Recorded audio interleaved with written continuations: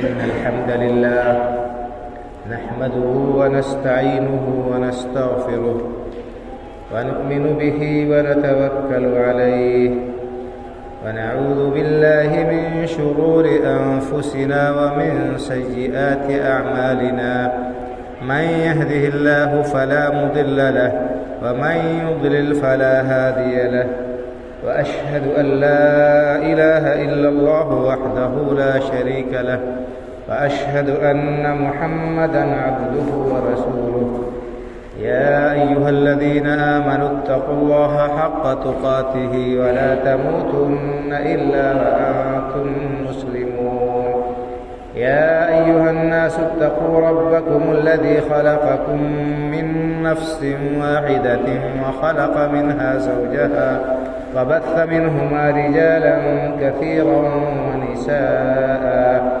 واتقوا الله الذي تساءلون به والأرحام إن الله كان عليكم رقيبا يا أيها الذين آمنوا اتقوا الله وقولوا قولا سديدا يصلح لكم أعمالكم ويغفر لكم ذنوبكم ومن يطع الله ورسوله فقد فاز فوزا عظيما أما بعد فإن خير الحديث كتاب الله وخير الهدي هدي محمد صلى الله عليه وسلم وشر الأمور محدثاتها وكل محدثة بدعة وكل بدعة ضلالة وكل ضلالة في النار. أعوذ بالله من الشيطان الرجيم.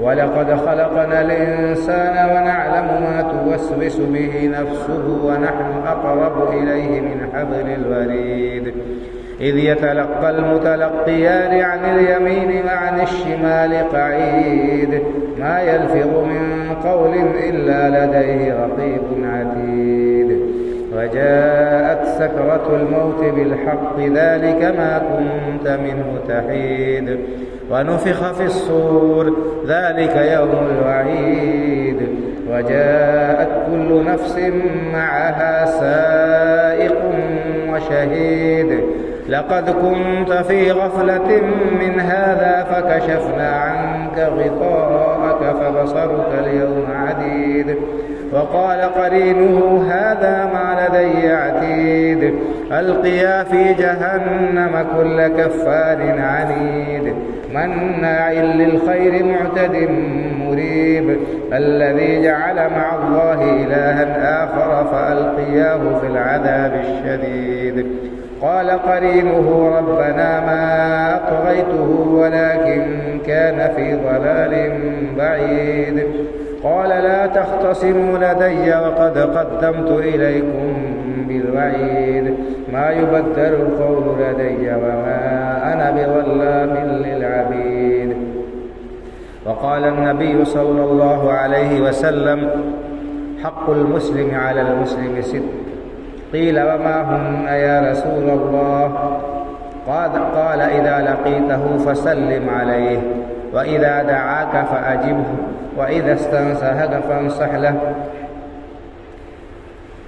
وإذا اعطس فحمد الله فشمته وإذا مرض فعده وإذا مات فاتبعه أو كما قال صلى الله عليه وسلم رب اشرح لي صدري ويسر لي أمري واحلل عقدة من لساني يفقه قولي سبحانك لا علم لنا إلا ما علمتنا إنك أنت العليم الحكيم. ہر قسم کی حمد و ثنا کا مستحق اللہ وحدہ لا شریک ہے جو ساری کائنات کا خالق و مالک پروردگار و پالنہار ہے اور وہی اکیلا عبادت کے لائق ہے. اس کے سوا کوئی بھی ہستی عبادت کے لائق نہیں. ہم اس پاک پروردگار کی حمد و ثنا بیان کرتے ہیں. بے شمار صلاۃ و سلام نازل ہو سید الاولین والآخرین امام الانبیاء والمرسلین شفیع المذنبین جناب محمد رسول اللہ صلی اللہ علیہ وسلم پر، آپ کے آل اولاد و متبعین پر.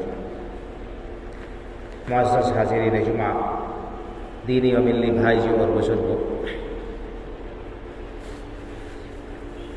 آج کا زمانہ بڑا عجیب زمانہ ہے. لوگوں کی سوچ کے پیمانے بدل گئے ہیں، ہوا کا رخ الٹا ہوتا جا رہا ہے اور عجیب و غریب صورتحال ہوتی جا رہی ہے۔ آج آزادی اور آزاد خیالی اس قدر بڑھتی جا رہی ہے کہ لوگ اس کے حدود کو بھی پھلانگ چکے ہیں۔ آج ہر شخص کو اپنا حق یاد ہے کہ ہمارا یہ حق ہے اور ہم کو ملنا چاہیے۔ بھائی بھائی سے گیلا کر رہا ہے کہ اس نے میرا حق مار لیا، میرا حق دبا لیا۔ پڑوسی سے شکایت کر رہا ہے، اس کو شکایت ہے اور تکلیف ہے کہ اس نے میرا حق دبا لیا۔ تو ہر شخص کو اپنے حق کی فکر ہے اور حق لینے کے لیے وہ ایڑی سے چوٹی کا زور لگا رہا ہے۔ عوامی سطح پر بھی آئے دن دھرنے، پردرشن، مظاہرے، احتجاجات ہوتے رہتے ہیں۔ ہم کو ہمارا حق ملنا چاہیے، ہم کو ہمارا حق ملنا چاہیے۔ یقیناً ہر شخص کو اس کا حق ملنا چاہیے، جس کا جو حق ہے اس کو وہ ملنا چاہیے، لیکن معاملہ ایک طرفہ نہیں ہونا چاہیے۔ جیسے ہمارا مطالبہ برحق اور صحیح ہے کہ ہمیں حق ملنا چاہیے ہمارا، اسی طرح سے ہماری یہ سوچ بھی ہونی چاہیے، ہماری یہ فکر بھی ہونی چاہیے کہ ہمارے ذمے کیا حقوق ہے لوگوں کے، ان کو ہم ادا کریں۔ ہم اپنا حق یاد رکھیں، اپنا حق طلب کریں اور دوسروں کے حقوق ہمارے اوپر کیا ہے ان کو ہضم کر جائیں، اس کی طرف دھیان نہ دیں، اس کا خیال نہ رکھیں۔ یہ دوہرا پیمانہ یہ ہرگز قابل قبول نہیں۔ اور اسلام نے ہمیں جو تعلیم دی ہے، قرآن کریم میں اور احادیث مبارکہ میں ہمیں جو ہدایت ملی ہے وہ یہی ہے کہ ہم دوسروں کے حقوق ادا کریں، ہمیں فکر ہو کہ ہم دوسروں کا حق ادا کریں اور اپنا حق اللہ رب العالمین سے مانگیں، اللہ رب العالمین سے دعا کریں۔ اگر ہر شخص کے ذہن میں یہ بات آ جائے، بیٹھ جائے کہ اس کے ذمے دوسروں کے جو حقوق ہیں انہیں وہ ادا کرے، ہر شخص ذمہ داری کے ساتھ اپنے اوپر عائد حقوق کو ادا کرے، تو پھر کسی کو اپنے حق ضائع ہونے کا کوئی خدشہ اور خطرہ ہی نہیں رہے گا۔ میرے ذمے جو حقوق ہیں دوسروں کے ان کو ادا کروں، دوسروں کے ذمے میرے جو حقوق ہیں وہ ادا کریں تو مجھے میرا حق مل جائے گا، ان کو اس کا حق مل جائے گا۔ لیکن معاملہ بالکل الٹا ہے، جیسا کہ میں نے کہا، الا ماشاء اللہ الا من رحم اللہ، بہت کم لوگ ہیں جو دوسروں کے حقوق ان کے اوپر جو ہیں ان کو یاد رکھیں اور ان کو ادا کرنے کی فکر کریں اور کوشش کریں۔ میں نے آپ کے سامنے جو حدیث پاک پڑھی ہے مسلم شریف کی حدیث ہے، اس میں اللہ کے رسول صلی اللہ علیہ وسلم نے ایک مسلمان کے دوسرے مسلمان پر کیا حقوق ہیں انہیں بیان کیا۔ خاص رشتہ دار، والدین، اولاد، میاں بیوی اور دوسرے قرابت داروں کے حقوق جو ہیں وہ تو ہیں ہی، اپنی جگہ ہیں، عام طور پر بھی جن سے ہمارا کوئی نسبی تعلق نہ ہو، خونی رشتہ نہ ہو، پھر بھی اگر ہمارے کلمہ گو بھائی ہیں، اگر ہمارے دین کے بھائی ہیں، دینی بھائی ہیں، تو ان کے بھی آپس میں حقوق ہیں۔ بلکہ اسلام نے تو ساری انسانیت کے حقوق رکھے ہیں، ایسی تعلیمات دی ہیں جن میں اپنے اور غیر کی کوئی تمیز نہیں ہے، سب کے حقوق متعین کیے ہیں، ان کے حدود متعین کیے ہیں، ان کا ادا کرنا لازمی اور ضروری ہے۔ میں نے آپ کے سامنے جو حدیث پاک پڑھی ہے مسلم شریف کی حدیث ہے، اس میں اللہ کے رسول صلی اللہ علیہ وسلم نے ایک مسلمان کے دوسرے مسلمان پر 6 حق رکھے ہیں۔ آئیے ہم دیکھیں کہ یہ حقوق کیا ہیں اور کیا ہم ان حقوق کو ادا کرتے ہیں، کیا ہمیں اس بات کا احساس ہے کہ یہ حقوق ہمارے ذمہ اور ہمیں ادا کرنا چاہیے۔ ابو ہریرہ رضی اللہ تعالیٰ عنہ راوی ہیں کہتے ہیں کہ اللہ کے رسول صلی اللہ علیہ وسلم نے ارشاد فرمایا کہ حق المسلم علی المسلم ست، ایک مسلمان کے دوسرے مسلمان پر 6 حق ہیں. یہ کل 6 ہی نہیں ہیں، ایک اس حدیث میں 6 حقوق اکٹھا بیان کیے گئے، اور بھی دوسرے حقوق ہیں الگ حدیث میں بیان کیے گئے ہیں، اور قرآن کریم میں بھی حقوق بیان کیے گئے ہیں. لیکن یہاں پر اس حدیث میں 6 حق جو بیان کیے گئے ہیں، میں کوشش کروں گا کہ ان کے اوپر کچھ روشنی ڈالوں اور ان کو بیان کرنے کی کوشش کروں. قیل وما ہن یا رسول اللہ، لوگوں نے پوچھا اللہ کے رسول صلی اللہ علیہ وسلم یہ کون سے حقوق ہیں جو ایک مسلمان کے دوسرے مسلمان پر ہیں؟ آپ نے فرمایا پہلا حق اذا لقیتہ فسلم علیہ، اذا لقیتہ فسلم علیہ، ایک بھائی جب دوسرے دینی بھائی سے ملے تو اسے سلام کرے. یہ پہلا حق ہے. آپ نے بیان کیا کہ آپس میں ملاقات ہو تو سلام کرو، السلام علیکم کہو، ان کے لیے سلامتی کی دعا کرو. یہ السلام علیکم کیا ہے بھائی اور بزرگ؟ یہ ایک دعا ہے جو ہم اپنے بھائی کے لیے دیتے ہیں، اپنی زبان سے ادا کرتے ہیں، اور یہ اس بات کا اقرار اور اعتراف ہے کہ اس کے لیے ہمارے دل میں جگہ ہے، ہم اس کے واقعی ہمدرد اور خیر خواہ ہیں. ملاقات ہونے کے ساتھ ہی پہلے اس کے لیے سلامتی کی دعا کرتے ہیں، السلام علیکم. اور اس کے معنی کیا ہیں؟ آپ کے اوپر سلامتی ہو. ہم اپنے بھائی کے لیے سلامتی کی دعا کرتے ہیں، اور سلام اللہ تعالیٰ کے ناموں میں سے ایک نام بھی ہے، یعنی اللہ تعالیٰ آپ کا محافظ ہو. اللہ رب العالمین جو سلامتی نازل کرنے والا ہے، سلامتی بخشنے والا ہے، اللہ رب العالمین آپ کے اوپر سلامتی نازل کرے، آپ کو ہر قسم کے شر سے، ہر قسم کی پریشانی سے، ہر قسم کی آزمائش سے اپنی پناہ اور حفاظت میں رکھے. کتنی بہترین دعا ہے، اور اس کی بڑی فضیلت بیان کی گئی، اس کا ثواب بیان کیا گیا. اگر ایک انسان السلام علیکم اپنے بھائی سے کہتا ہے، اس کے اعمال نامے میں 10 نیکی لکھی جاتی ہے، اور اس سے بڑھ کر ورحمۃ اللہ کہتا ہے، السلام علیکم ورحمۃ اللہ، تو 10 نیکی اور 20 نیکیاں لکھی جاتی ہیں.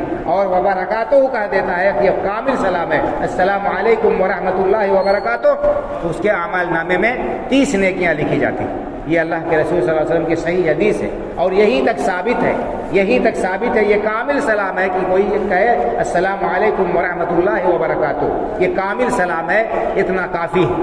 اس کے بعد مزید اس میں کچھ ملاوٹ کرنے کی ضرورت نہیں ہے کہ بہت سے لوگ اس میں اور آگے بڑھاتے بھی ہو، مغفرت ہو، رضوان ہو، کیا کیا. اللہ کے رسول صلی اللہ علیہ وسلم سے اتنا ثابت نہیں ہے. ثابت کیا ہے؟ السلام علیکم ورحمۃ اللہ وبرکاتہ. یہ اتنی دعا کرنا چاہیے، اتنا سلام کرنا چاہیے، یہ کامل سلام. اور اللہ کے رسول صلی اللہ علیہ وسلم نے سلام کرنے کو، سلام پھیلانے کو جنت میں داخلے کا سبب بتایا. مسلم شریف کی حدیث ہے، آپ نے ارشاد فرمایا کہ لا تدخلوا الجنة حتى تؤمنوا ولا تؤمنوا حتى تحابوا اولا ادلکم علی شیء اذا فعلتموه تحاببتم. تم جنت میں نہیں جا سکتے جب تک کہ آپس میں ایک دوسرے سے محبت نہ کرو. جنت میں داخل نہیں ہو سکتے جب تک کہ آپس میں ایک دوسرے سے تم مومن نہیں ہو سکتے. تم جنت میں نہیں جا سکتے جب تک کہ مومن نہ ہو جاؤ. جب تک مومن نہیں ہوگے اس وقت تک جنت میں داخل نہیں ہو سکتے. ایمان شرط ہے، بنیاد ہے جنت میں داخلے کے لیے، اور مومن نہیں ہو سکتے جب تک کہ اپنے بھائی سے محبت نہ کرو.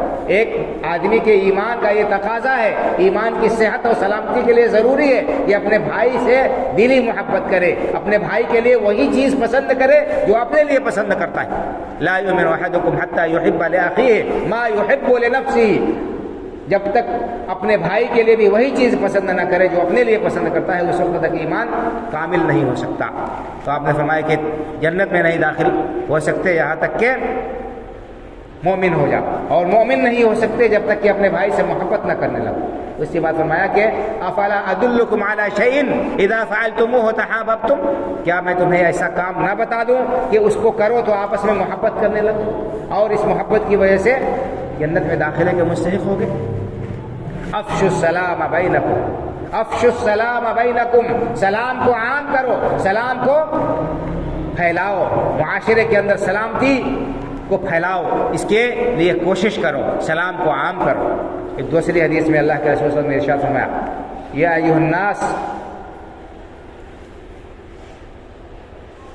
صلوا الارحام اطعموا الطعام وافشوا السلام وصلوا الارحام وصلوا باللیل والناس نیام تدخلوا الجنة بسلام.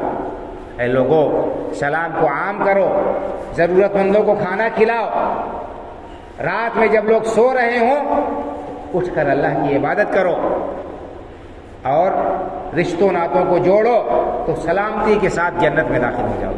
اس میں بھی سلامتی کے ساتھ جنت میں داخلے کے لیے ایک نسخہ جو بتایا گیا ہے وہ سلام کرنا ہے، سلام کو عام کرنا ہے. بہت سارے فضائل بھائی اور بزرگوں سلام کے، اس لیے اس کو عام کرنا چاہیے.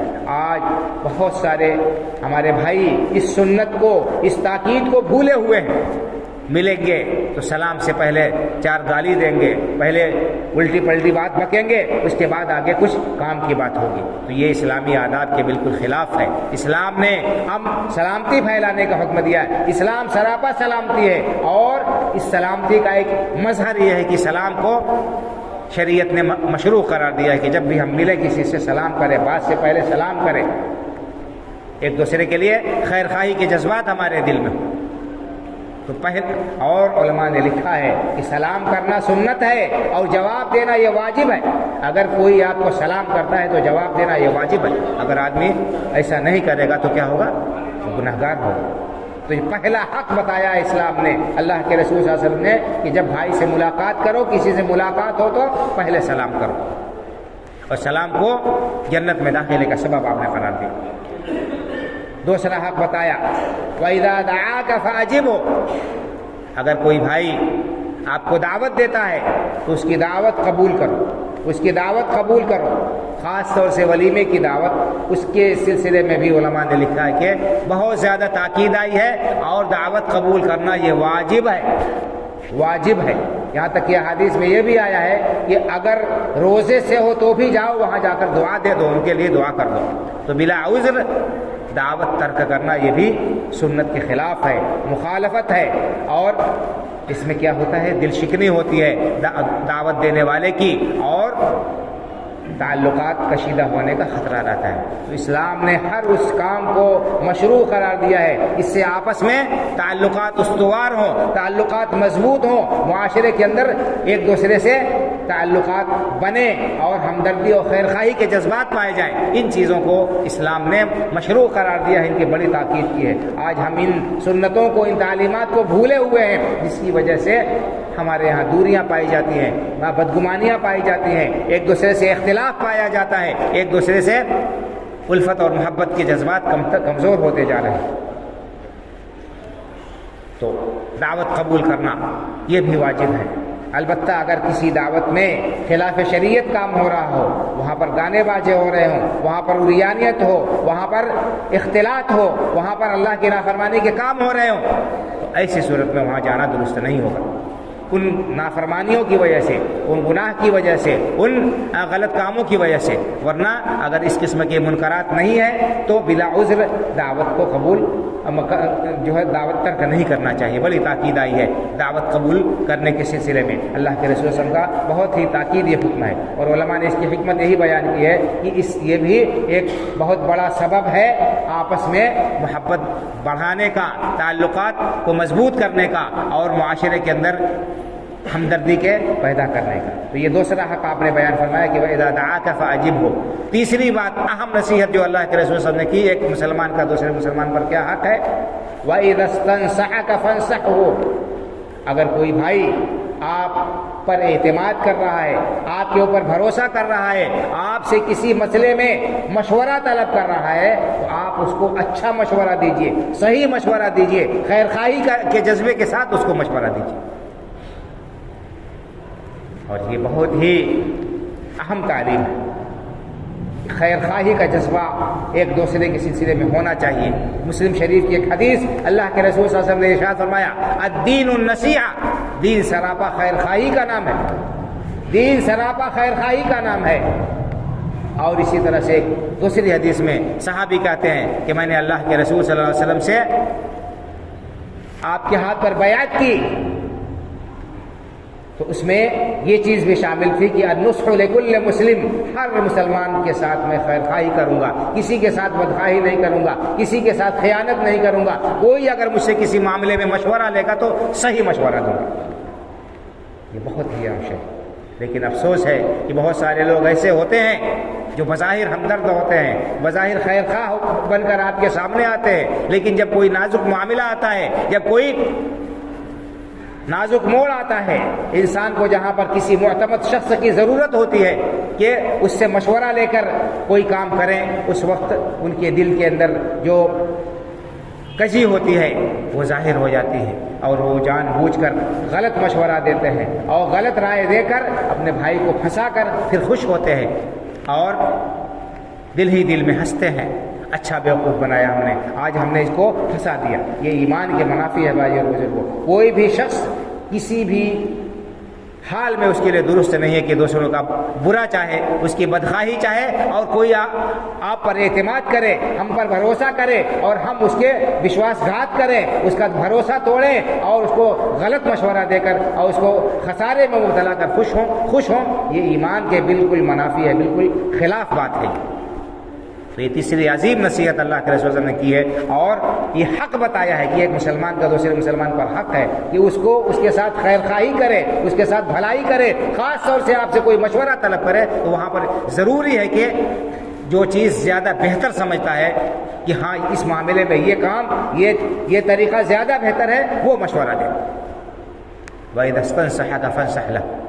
اگر آج یہ جذبات ہمارے دل میں پائے جائیں بھائی اور بزرگوں، ہم ایک دوسرے کے ہمدرد ہوں، ایک دوسرے کے خیر خواہ ہوں، تو کتنا اچھا ماحول ہو جائے، کس طرح سے لوگ ایک دوسرے سے مطمئن رہیں اور ہر شخص آسودہ اور خوشحال رہے، کسی قسم کا دھڑکا اور خطرہ نہ محسوس ہو، اور کسی طرح سے لوگ دشواری اور پریشانی کا شکار نہ ہو۔ تو یہ تیسرا حق اللہ کے رسول صلی اللہ علیہ وسلم نے بیان فرمایا۔ چوتھا حق آپ نے بیان فرمایا کہ وَإِذَا عطس فحمد اللہ فشمته، اگر کسی کو چھینک آئے تو الحمدللہ کہے، اس کے جواب میں کہو یرحمک اللہ، اور وہ پھر جواب میں کہے یہدیکم اللہ ویصلح بالکم۔ یہ بھی اسلام کی تعلیم ہے، چھینک آئے تو الحمدللہ کہنا چاہیے۔ ہمیں معلوم ہی نہیں ہے کہ اسلام نے ہمیں کیا تعلیم دی۔ انسان کو جب چھینک آتی ہے، یہ چھینک اللہ رب العالمین کی بہت بڑی نعمت ہے۔ ماہرین کہتے ہیں کہ اس چھینک کے ذریعے سے انسان کے دماغ سے، اس کے جسم سے ایسے بخارات اور مادے خارج ہوتے ہیں کہ اگر انسان کے جسم میں وہ پھنسے رہیں، وہ بخارات، وہ مادے دماغ پر چڑھ جائیں تو پھر انسان کی ذہنی کیفیت بدل جائے، انسان پریشان ہو جائے۔ تو اس نقصان دہ اور تکلیف دہ مادے کو چھینک کے ذریعے سے اللہ رب العالمین نے نکلنے کا بندوبست کیا ہے، تو یہ اللہ رب العالمین کا بہت بڑا انعام ہے۔ اس لیے اس نقصان دہ اور تکلیف دہ مادے کے نکل جانے پر اللہ کا شکریہ ادا کرنا چاہیے، الحمدللہ کہنا چاہیے۔ اسی طرح سے انسان کو جب قضائے حاجت کر لے، پیشاب پاخانے سے فارغ ہو، اس وقت بھی دعا سکھائی گئی ہے کہ انسان کیا کہے، الحمدللہ الذی اذھب عنی الاذی وعافانی، الحمدللہ الذی اذھب عنی الاذی وعافانی۔ اس اللہ کے لیے ہر قسم کی تعریف ہے جس نے مجھ سے تکلیف دہ چیز کو دور کر دیا اور مجھے عافیت سے نواز دیا، مجھے عافیت عطا فرمائی، اور اللہ تعالیٰ نے میرے ساتھ یہ فضل و کرم کیا۔ پیشاب پاخانہ اگر کسی انسان کا رک جائے، کسی انسان کا پیشاب بند ہو جائے، کیا صورتحال ہوتی ہے، کتنی تکلیف میں وہ انسان مبتلا ہوتا ہے اور کتنی پریشانیاں وہ جھیلتا ہے، اس کے لیے کیا کیا کرنا پڑتا ہے۔ تو یہ تکلیف دہ چیز اللہ رب العالمین کے فضل سے جو خارج ہو جائے، اس پر اللہ کا شکر ادا کرنے کا ہمیں حکم دیا گیا ہے۔ ہر حال میں ایک مسلمان کو اللہ کا شکر گزار ہونا چاہیے۔ ہمیں ان نعمتوں کی قدر ہی نہیں ہے، ہمیں احساس ہی نہیں ہے کہ یہ اللہ کا انعام اور احسان ہے۔ تو اگر چھینک آئے تو بجائے آہ اوہ کر کے اور ادھر ادھر کی نامناسب آوازیں نکالیں، ہم الحمدللہ کہیں، الحمدللہ کہیں۔ اور علماء نے ایک بات اور بھی لکھی ہے کہ یہ چھینک کیا ہے، الحمدللہ کہنے کی ایک مناسبت اور بھی ہے۔ یہ چھینک کیا ہے؟ یہ چھینک جسم کے لیے ایک زلزلے کے مانند ہے۔ زلزلے کے درجے میں. جب انسان کو چھینک آتی ہے تو پورا جسم اس کا ہل جاتا ہے. جسم کے اندر یہ معمولی سے یہ بہت ہی نازک اور حساس اعضاء ہیں، باریک باریک رگیں ہیں. اگر کوئی رگ ٹوٹ جائے، ڈیمیج ہو جائے تو پھر انسان کتنی بڑی مصیبت میں مبتلا ہو سکتا ہے، اس کا اندازہ ہم نہیں لگا سکتے. تو اللہ کا شکر ادا کرے انسان کہ اس زلزلے کے بعد جو اس کے جسم پر برپا ہوا، اس کے جسم کے اندر آیا، اس کا کوئی عضو خراب نہیں ہوا، کوئی نقصان اس کو نہیں پہنچا. اس پر اللہ تعالیٰ کا شکریہ ادا کرے تو الحمدللہ کہنا چاہیے. ہمیں ان تعلیمات کے بارے میں کچھ پتہ ہی نہیں، ہمیں معلوم ہی نہیں ہے کہ ہمیں کیا ہدایت دی گئی ہے اور کیا ہمیں حکم دیا گیا. تو بہرحال چھینکنے والے کو الحمدللہ کہنا چاہیے، اور جو سنتا ہے الحمدللہ جب چھینکنے والا کہے تو سامنے والا کہے یرحمک اللہ، اللہ تعالیٰ آپ پر رحم کرے، اللہ تعالیٰ آپ پر رحم کرے، اس کے لیے رحمت کی دعا کرے. پھر چھینکنے والا جواب دے کہے کہ یہدیکم اللہ ویصلح بالکم، یہدیکم اللہ ویصلح بالکم، اللہ تعالیٰ آپ کو بھی ہدایت دے اور آپ کا حال بھی درست کر دے. دیکھیے یہ کتنی عظیم دعائیں ہیں، یہ ایک دوسرے کے لیے ہمدردی اور خیرخواہی پر دلالت کرتے ہیں کہ ہم ایک دوسرے کے کس قدر ہمدرد ہیں، خیرخواہ ہیں، ہمیشہ ایک دوسرے کے لیے بھلائی کی دعا کرتے رہتے ہیں.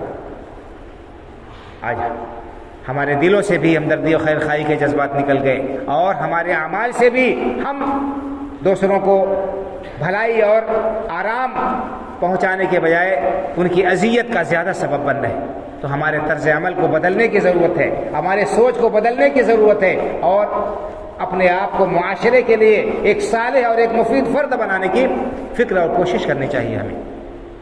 یہ چوتھا حق اللہ کے رسول صلی اللہ علیہ وسلم نے کہ جب کوئی چھینک کر الحمدللہ کہے تو سننے والا جواب میں یرحمک اللہ کہے. یہ حق بتایا ہے اللہ کے رسول صلی اللہ علیہ وسلم نے، اس کو یہ ہمیں پتہ ہی نہیں ہے، بہت کم لوگوں کو معلوم ہے، الا ماشاء اللہ الا من رحم اللہ. تو اس کا بھی اہتمام کرنا چاہیے.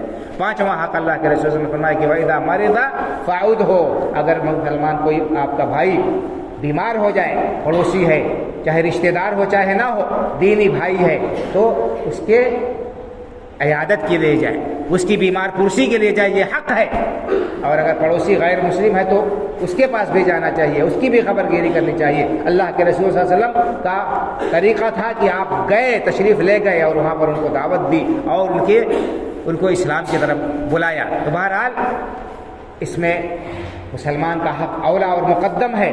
اگر غیر مسلم ہے، پڑوسی ہے اور اس سے کوئی تعلق ہے، اس کی عیادت کے لیے بھی جا سکتے ہیں، اس کی خبر گیری بھی کرنا چاہیے. اللہ کے رسول صلی اللہ علیہ وسلم نے حکم دیا ہے، اور قرآن میں بھی اللہ رب العالمین نے حکم دیا ہے کہ اگر تمہیں کوئی نقصان نہیں پہنچاتا ہے، اگرچہ غیر مسلم ہے، اس کے ساتھ بھلائی کر سکتے ہیں. لا ينهاكم الله عن الذين لم يقاتلوكم في الدين ولم يخرجوكم من دياركم ان تبروهم وتقسطوا اليهم ان الله يحب المقسطين.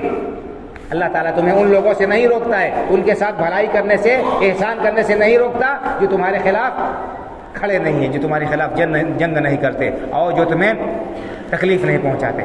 ایسے غیر مسلموں کے ساتھ بھی بھلائی کرنے سے اللہ نہیں روکتا ہے. یہ قرآن کریم کے اندر 28ویں پارے میں موجود ہے. اللہ رب العالمین نے حکم دیا ہے. تو ہمیں انسانیت کے ناطے غیر مسلم اگر پڑوسی ہے تو اس کے پاس بھی اگر بیمار ہے تو عیادت کے لیے جا سکتے ہیں. لیکن مسلمان کا حق زیادہ ہے، تاکید ہی آپ نے فرمایا کہ جب بیمار پڑے تو جاؤ، اور اس کی بڑی تاکید ہے، اس کی بڑی فضیلت بیان کی گئی ہے. حدیث میں اللہ کے رسول صلی اللہ علیہ وسلم نے ارشاد فرمایا ہے کہ جب کوئی شخص کسی مسلمان کی عیادت کے لیے جاتا ہے تو جب تک جاتا ہے، جب تک اس کے پاس بیٹھا رہتا ہے، اس وقت تک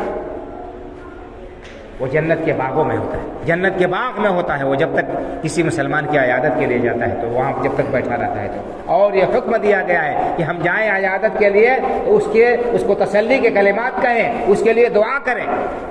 ایک مختصر سی دعا، بہت ساری دعائیں ہیں، ایک مختصر سی دعا اللہ کے رسول صلی اللہ علیہ وسلم نے بیان فرمائی ہے کہ لا بأس طہور انشاءاللہ، کہ جب جائے کوئی آدمی کسی بیمار کے پاس میں، بیمار پرسی کے لیے، تو اس کے لیے دعا کرے. لا بأس طہور انشاءاللہ، گھبرانے کی کوئی بات نہیں ہے، انشاءاللہ بہت جلدی آپ اچھے ہو جائیں گے. وہاں پر بھی تسلی دی جا رہی ہے، ڈھارس بندھائی جا رہی ہے۔ یہ نہیں کہ بیماری پوچھ کر اس کے بعد تبصرہ شروع کر دے کہ ہاں فلاں، گنانا شروع کر دے کہ ہاں فلاں اسی بیماری میں ختم ہو گیا، فلاں آدمی ایسا ہو گیا اور اس کو یہ بیماری لاحق ہو گئی، بجائے اس کے کہ مریض کو تسلی دے، گھر والوں کو تسلی دے۔ ہم طرح طرح کی باتیں کہہ کر ان کو اور مایوس کر دیتے ہیں، اس کی اجازت نہیں ہے۔ جائیں وہاں پر خبر گیری کریں، حال چال پوچھیں، ان کے لیے دعا دیں، اور اسی طرح سے دعا سکھائیے۔ اللہ کے رسول صلی اللہ علیہ وسلم نے کہ مریض کے پاس جائے، اس کے پاس دعا کرے، اذهب الباس رب الناس واشف انت الشافی لا شفاء الا شفاؤک شفاء لا یغادر سقما۔ اے اللہ، اے بیماروں کو شفا دینے والے، اس کو، مریض کو شفا دے دے، اس کو ایسی شفا بخش، اس طرح سے صحت دے دے کہ بیماری کا کوئی اثر باقی نہ رہے۔ کتنی عظیم دعا سکھائی ہے اللہ کے رسول صلی اللہ علیہ وسلم نے بیمار پرسی کی۔ ہم بیمار کے پاس جائیں، اس کے لیے دعا کریں، اسأل اللہ العظیم رب العرش العظیم ان یشفیک و یعافیک۔ اللہ رب العالمین جو بہت ہی عظیم اور برتر ہے، جو عرش عظیم کا رب ہے، میں اس سے دعا کرتا ہوں کہ اللہ تعالیٰ آپ کو شفا دے، آپ کو عافیت سے نواز دے۔ یہ ساری دعائیں بیان کی گئی ہیں۔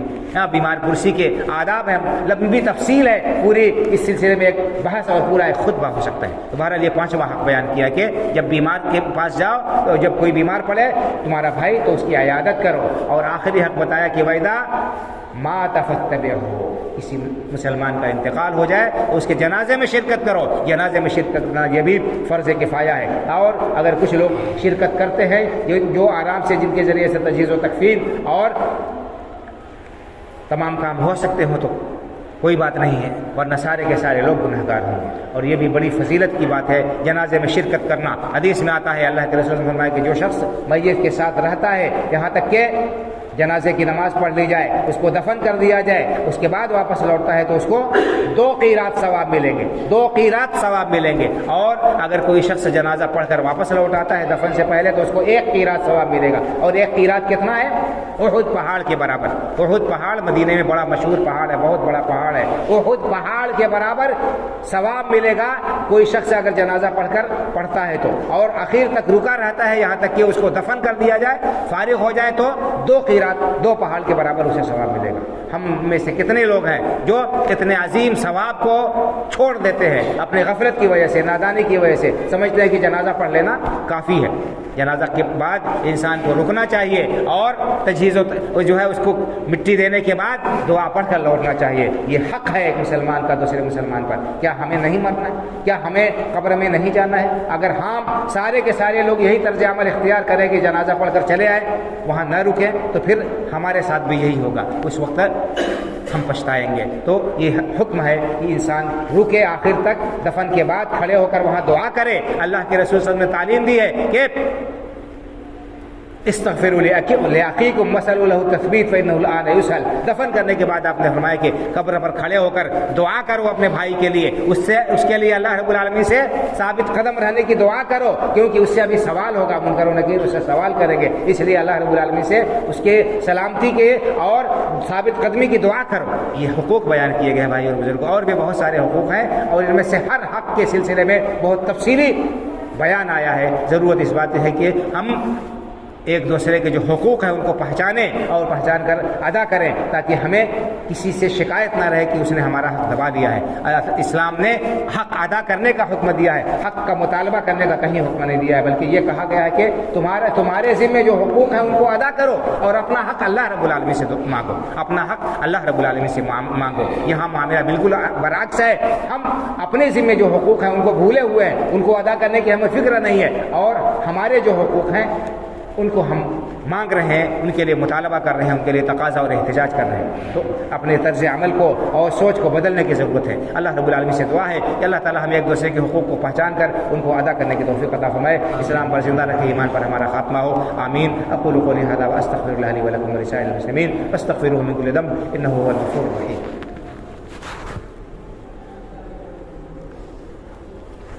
إن الحمد لله نحمده ونستعينه ونستغفره ونؤمن به ونتوكل عليه ونعوذ بالله من شرور أنفسنا ومن سيئات أعمالنا من يهده الله فلا مضل له ومن يضلل فلا هادي له وأشهد أن لا إله إلا الله وحده لا شريك له وأشهد أن محمدا عبده ورسوله إن الله وملائكته يصلون على النبي يا أيها الذين آمنوا صلوا عليه وسلموا تسليما اللهم صل على محمد وعلى آل محمد كما صليت على إبراهيم وعلى آل إبراهيم إنك حميد مجيد اللهم بارك على محمد وعلى آل محمد كما باركت على إبراهيم وعلى آل إبراهيم إنك حميد مجيد اللهم انصر من نصر دين محمد صلى الله عليه وسلم واجعلنا منهم واخذل من خذل دين محمد